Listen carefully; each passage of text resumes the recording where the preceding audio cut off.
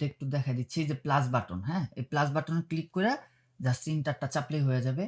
এখন next pattern 2, pattern 2 এর ভিতরে আচ্ছা আমি এই টোন, এখান থেকে একটা টোন নিচ্ছি, ডিফল্ট যেটা আছে সেটাই এখানে মার্ক করাই আছে। এখন আমরা যেটা করব, এখন যাব হচ্ছে আমরা পিচ কারেকশন স্যাম্পল।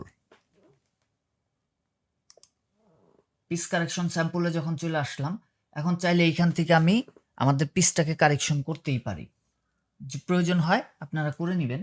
তারপরে হচ্ছে এই যে অপশনটা, এই যে এই ডান পাশে থেকে 1 2 3 4 4 নাম্বার, এই যে এটা ভালো করে দেখে রাখেন, এই অপশনটাতে জাস্ট একটা ক্লিক করে দিব।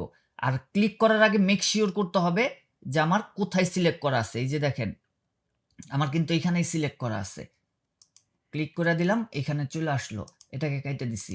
এখন দেখেন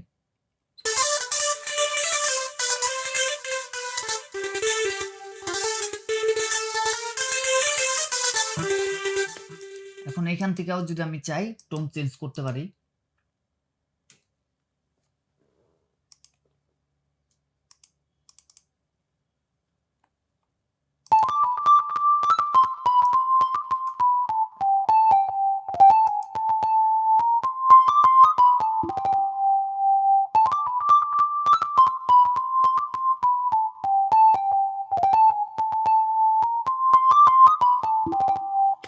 আমার যেটা ভালো লাগে সেই টোনটা আমি ইচ্ছা করলে নিয়ে নিতে পারি।